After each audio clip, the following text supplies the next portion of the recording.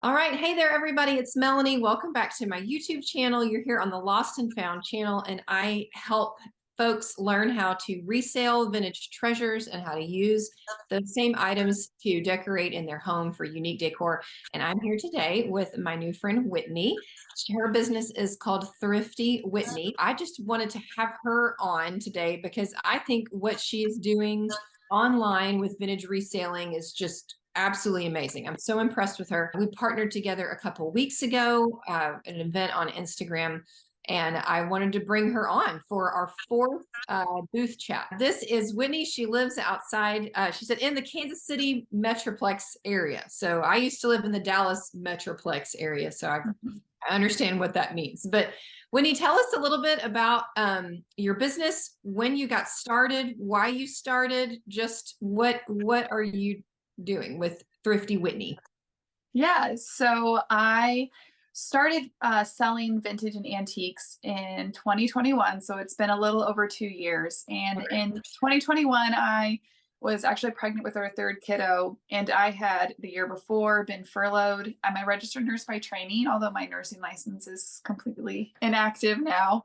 But I had been furloughed and then eventually quit because we needed to homeschool our kids and just I needed time to be at home. And so I do have this track record of when I'm pregnant having these new creative businesses. I start like, which a friend and I have a whole discussion of like the connection between hormones and creativity. But anyway, Yeah, and yeah, it's like really bad. It seems like really bad timing. But I had friends who were kind of selling online. And I didn't realize it was a thing to sell on Instagram, even though I was very much involved in Instagram on different ventures. And it's like, well, let's just see what happens. Like that's kind of my mantra for everything is let's just see what's possible. I don't know yeah, if this is even a thing, but have always grown up. I grew up in the rural area, so going to thrift stores, being the oldest of five kids, that was kind of like a necessity. I wanted to buy stuff for myself, and antique stores, thrift stores, just all of that was just kind of part of how I shopped naturally. So I started going places and finding things that were valuable, things that I really loved, and things that other people wanted to buy. I first started off on Instagram, just selling there, showing pictures, taking people in my stories, shopping with me, and people would message me and want to buy things. And so I started doing drops on Instagram and got to a point where in order to scale up, I knew I needed a different platform, something that was a bit more automated and that could handle higher volumes. So I opened up an Etsy shop in December of 21 and ran that for a while. And then as I was, and I'm still doing Etsy now, and as the Etsy was growing, so was my Instagram account. And then crunched some numbers and in 2022 realized that I could open up my own website and basically break even with the traffic that I was sending personally from my Instagram to Etsy. If I redirected that to my own website, then that yeah. would pay for the website and I could, as I grew, continue to use that. And then in I guess in January of this year, I started doing Instagram live sales and kind of added that to the mix. And so I kind of liken how I built my business is that my website is like my own independent brick and mortar, Mhm. not brick and mortar, but that is my hub. That is my space property that I own. And then I also use all these different platforms, just like someone might have booths in different antique stores in different Right. parts of the city or even different cities, because I am still doing Instagram sales and I also list on Etsy and eBay. Yeah. So that is how I kind of have my fingers in a lot of different pies, and I do really enjoy that. So I think it's incredible that you have been in business just like 2 years ish. I mean, it's like, I think that just goes to show what you can accomplish if you take your business seriously, like if you treat it like a business. And that's what Mhm. I'm hearing you saying is like, look, I quit, like I got furloughed, I needed to do something, and this was going to be a business. And that's something that I've harped on so much over the years. And not everybody wants to treat their reselling like a business. Like some people do it for a hobby. But if you want to, like if you want it to produce business level income, then you have to treat it like a business. And funny enough, I started my business when I was also pregnant with my third kid. So, yeah. Yeah. I don't know what And- it is. I swear there's a connection there somewhere. yeah. That was now 11 years ago. But yeah. So, but from the start, I was like, I need this to generate some money. Like it was fun, but I wasn't doing it for fun. I was doing it to Mhm. generate some revenue. So I love that in just 2 short years, because you kind of really were intentional with it, that you've produced something that's been pretty amazing. I think people watching, I want them to hear like your mindset and the intentionality that you put into what you're doing really matters. That you can just sell stuff and have fun, like, but that's not building a business, right? You didn't, Mhm. you started with like, well, let's just sell some stuff, but now you're like making these strategic decisions and putting these things in place to actually build this foundation of a business. You sell mainly online. You have not operated a booth space, correct? But you did tell me you're thinking about doing a market soon. And so what's the thought behind branching out into that actual physical selling? Yes. So I have been really, really fortunate in that I have connected with a ton of dealers here in the Kansas City area. I am very much an extrovert, and I think that that's really important when you're starting a business is to have really good people skills and to just always dive into conversations. And so when I'm in antique stores or I'm at estate sales, when I'm at auctions, all these different places, or even connecting with people on Instagram. I've connected with some really great friends in the Kansas City area because they found me on Instagram and then recognized me, at an auction or in line for an estate sale. And so through that, I've been able to meet a couple of dealers, one of which is My Shabby Booth on Instagram. And so Kathy has been dealing antiques for, I don't know, 20 years. And she is like the primitive queen. And she told me, this was early in the year, she's like, hey, we are starting this brand new vintage show, like antique show, and it's out in the country. And we want to do it twice a year. And will you be a vendor? I've seen your stuff. You really have what it takes, and you have really good stuff. You should do it with us. And for me, that felt honestly, it still feels a little overwhelming. But I have been thinking about how can I really expand my business locally and continue meeting with local customers, because even from the very beginning, even though I sell online, I have a pretty good number of local customers, and they just come and pick up from me Yeah. at my Right. house, and which is awesome. Yeah. And at some point, especially, I'm at sales and I see big pieces of furniture and different things that are especially down in the country. I'm like, this is so cheap, but I don't have anywhere to sell it. Like I don't want it to sit in my garage at Facebook Marketplace, Right. on there. And so I just decided to push myself and to try doing this show. And I have looked at a ton of different booth spaces here in the Kansas City area. We have First Fridays, so we have Bella Patina and Good Juju, where it's like every first weekend they have big sales. I've looked at different antique booths and stuff, but it just, my kids are 9, 6, and almost 2. And right now it's like, I just don't have the capacity to be tied down to a space that is Are outside you my house. sure? Like, are you sure you don't? I mean, that. It's like, or maybe it's more like, I don't want to right now. It's like because taking a toddler to fluff a booth. Yeah. I've done that. I've been there and I've done that. And I mean, the way you have built this, you have built it around the needs of your family and Yes. time that you have available. Yes. And you're doing it from your home, but Yeah. you've still been able to utilize and I think that's an interesting thing to note, that even though you're selling online, you still have built a local customer base of people that will shop online. I have the same thing. I have local customers that I've had booths in even my own brick and mortar store. And I still have customers that have only ever bought online with me, but they're local. They just don't have the time to get out and go shop.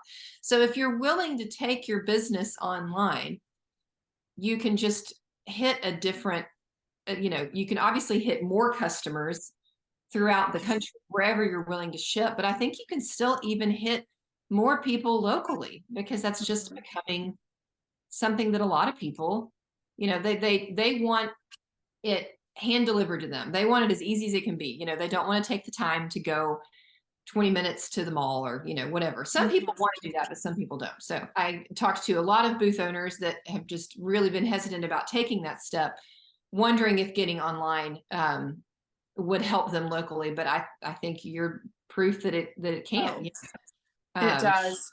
And I go and I shop booths because I follow a lot of antique dealers on Facebook and on Instagram.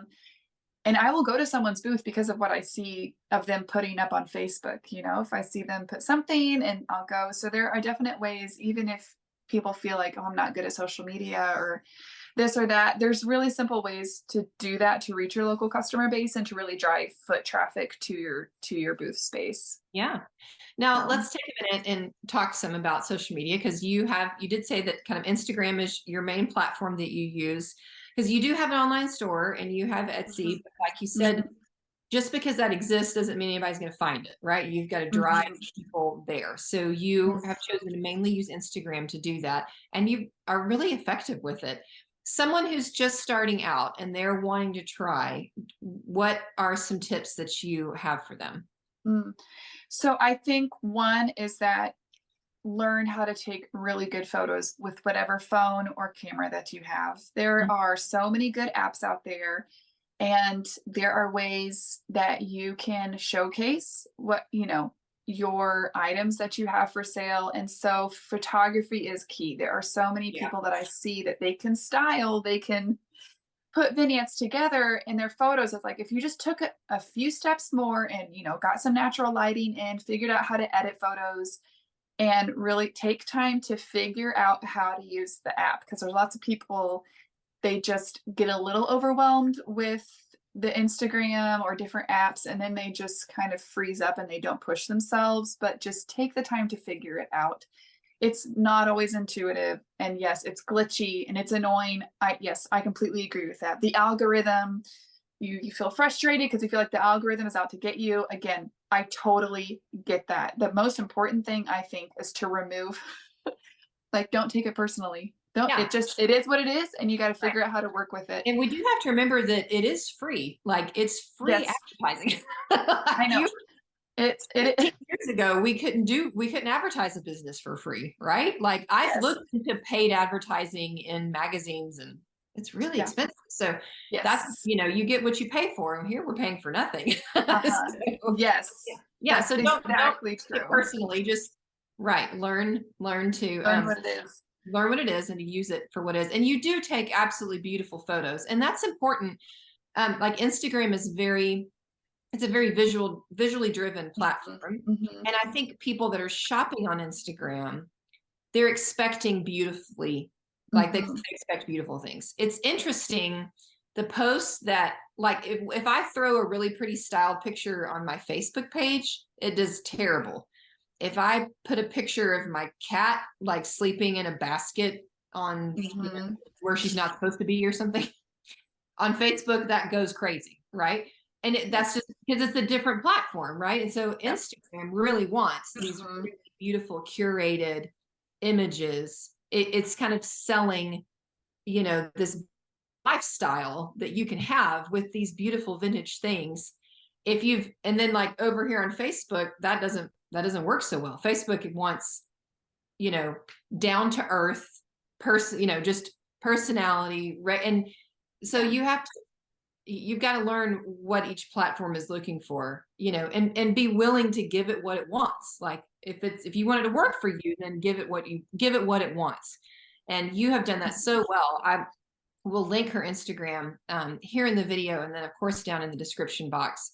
And I want people to go take a look at her photos because they're beautiful. And you did tell me that you do have some professional photography skills. So you have some skills. Right? I mean, of all of the art forms that I've dabbled in, photography has probably the one that I've done the longest, like since high school. Like, I took one college class for a single lens, like professional cameras and stuff. Yeah. And so I do really enjoy it. And I use Lightroom, the app, to edit all my photos. And I bought some presets. So presets is just a set of edits. Right. So instead of going and changing 10 or 15 different settings, you just tap one time in the preset is automatically applied to your photos. And Right. you can kind of see here, the lighting is terrible today because it's gray and stormy outside. But I'm actually in my office, and this is where I stage all my photos. And so I have this table, it's got a white background, and I Yeah. always take my photos at the same time of day and pretty much the same lighting conditions. So my preset, if I take a batch of, I mean, I might easily take 200 or 300 photos in one afternoon, Right. and that saves me a ton of time. And I really caution people against over filtering, because our customers are really trusting us to faithfully represent an item that Right. they cannot hold with their own hands. And there Right. are some accounts that take gorgeous photo. I love their photos. I love their aesthetic, but I have no idea what color that item actually Right. is. Especially when you get into items that are crazed or stained, I actually increase the texture in Mhm. my photos so that that pops out. People can see it. Yeah. And People that's, can see it. yeah, because you're right. I mean, that is a definite skill to hone. And I take photos. I have a DSLR camera that I use because I've Mhm. also been blogging for a long time. And so, and I've just learned how to use it over a year. And sometimes my photos are better than others. Sometimes they're not great. But, um, with the advent of the cameras that are on most people's phones these days, like you can get pretty good photos, even without having a fancy camera, as I call it. I think the important thing is to just take the time, to learn, just wherever your skill level is at, just bump up one skill level from that, right? Mhm.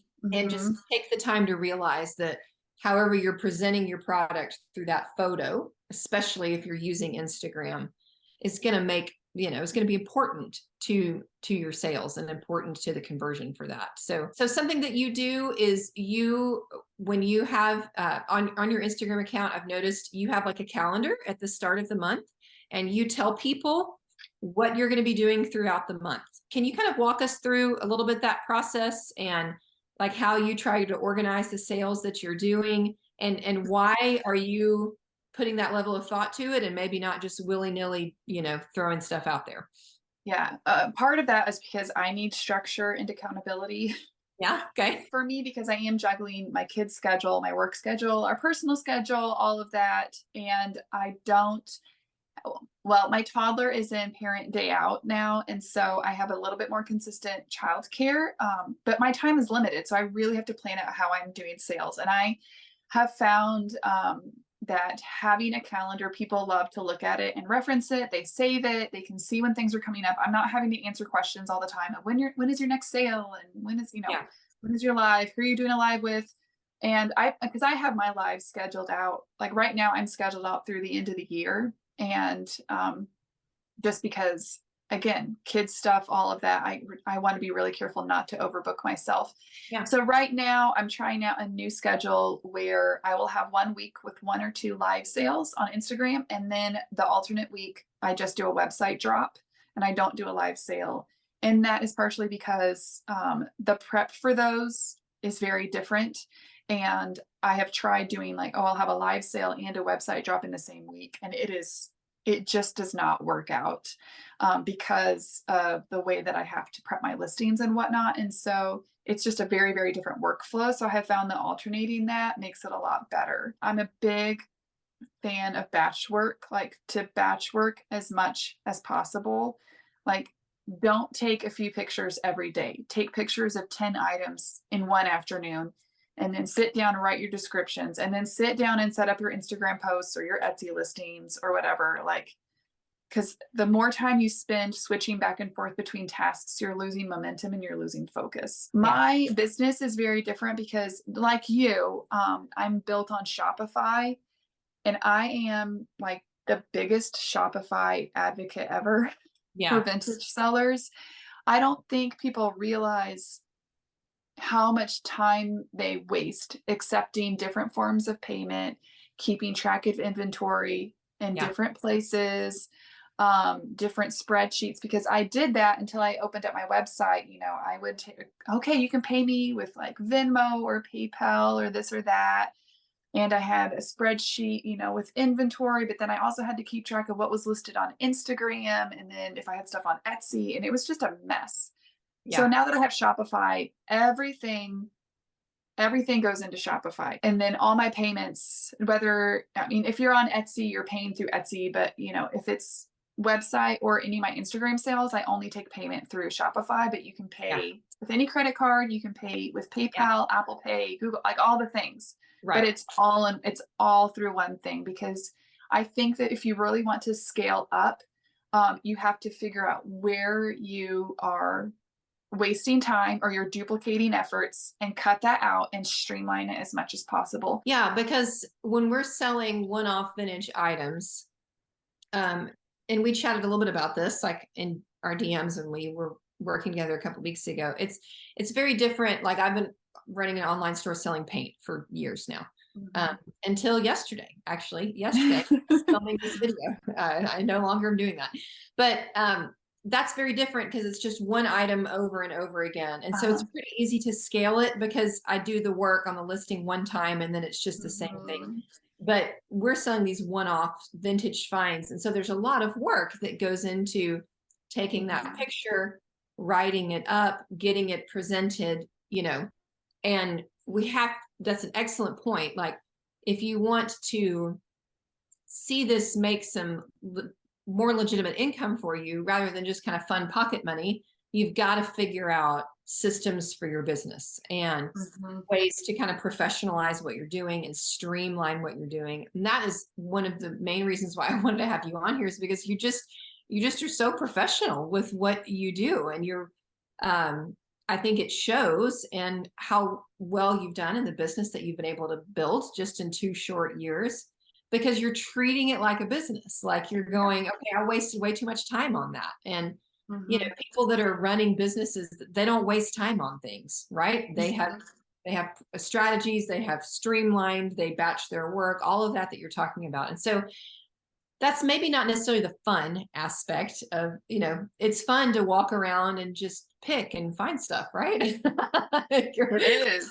That's But fun, right? I mean, But you got to sell the stuff too, right? And yes. so you got to have some way where you're systematically getting it out there for people to buy. Because as long as it's just sitting in that, plastic tub in your garage, nobody's buying it.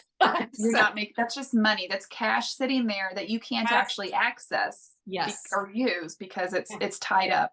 Yeah. Because that's one thing I think about, is how much capital can I afford to have tied up in inventory that's just sitting around? Yeah. Because you have a system for, like, when you've had something for so long that you start clearing it out, do you have kind of like a limit of inventory that you try and keep?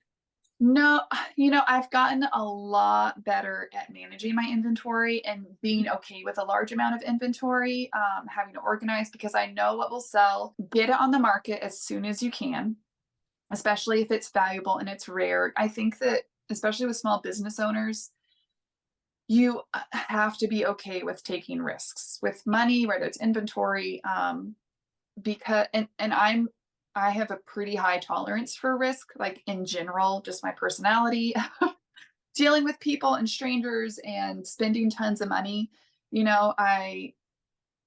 Which, most of the time has turned out well. And then if it doesn't, I'm like, well, that's my education fund. That's how we pay for our education as sellers. We make mistakes. Right. You make a buying mistake and then you learn. But I really think that you have to be able to take risks if you're really going to grow, because you really can't play it too safe. Like one time I bought out the entire basically dining set from a VFW that went out of business. So I brought home 500 pieces of restaurant ware. And it's doing exactly what you're saying. It's just selling one set at a time, but I literally made the listing and then it just sells. I sit there and it's on Etsy and it's selling. And so this is not really related to what I was saying, but if you can buy in volume on something that is just like a solid seller, then that will save you a lot of time. Again, batch work. Yeah, absolutely. Absolutely. Well, I have, like, again, just continually impressed with what you have built and your professionality in managing it. And I remember when my kids were, let's see, mine were 2 years apart, and then there was 3 years. So mine would have been 9, 7, and 4-ish. That's about kind of the age. And yeah, I mean, that's just kind of crazy. Those are crazy crazy years. I love that you've built something that works for your needs, that you're doing well with it, that you're having fun with it. And I am going to post your website and your Instagram down in the description box. And I think that I hope that people watching this, will go look at what you're doing, and that they've also just learned listening to you. Like, it wasn't like you had a ton of experience in this when you started. You just decided, I'm going to give this a go. And then you very intentionally have learned along the way. You've paid attention to what hasn't worked. You've tried to improve it. And you've been intentional and focused, with what you're doing. But it's not like you had all this business experience, and so people are so scared sometimes to try and kind of take that step. And I want them to see that you can take it, like you can take that step and give it a go. And not everybody may work out like Whitney, but it's okay to not know everything when you start, and then have to learn some as you go. I mean, I think about when I started shipping boxes of paint 7 years ago, I had no clue what I was doing. And I'm sure the first time you opened your Shopify store platform, it didn't make any sense and you had to figure it out. And a lot of you're probably better at packing boxes now than you were when you started, right? Yes. And so, like, it's okay to learn. It's okay to not know it all. So I hope people are maybe taking that away from listening to you. So anything else that you want to just pass along and as we close out here? Oh, yes. So I wanted to mention that I am starting a new Instagram live stream series with my friend Nicole. She's at the Vintage Haven shop.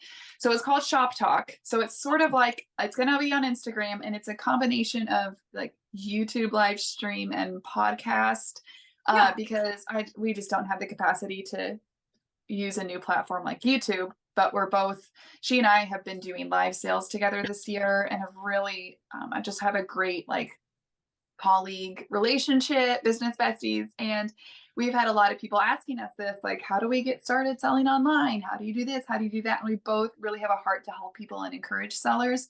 And so our first episode will probably have occurred by the time this video comes out. It's Wednesday, September 13th. Okay. But all of the episodes are going to be saved and posted to my account. Eventually we may, I don't know, start a separate Instagram account, but we're just keeping it really simple. Yeah. And so you can go and watch a live stream. The first one will just be an introduction and how to get started selling online. And so a really gentle entry point. We'll talk about how we started selling and some basic tips for people who want to get started. And we have plans to talk about all things related to selling vintage and antiques, and to have guests on to talk to us about different topics. And so I think that will be a really great resource for people who want more information and education. And yeah, you can always just reach out to me if you have questions, and I'm happy to help. Yeah, fantastic. I'm excited about that. And that, again, Whitney's Instagram will be down in the video description, and your first one probably will have been up by the time this video goes live. So you guys can go check that out.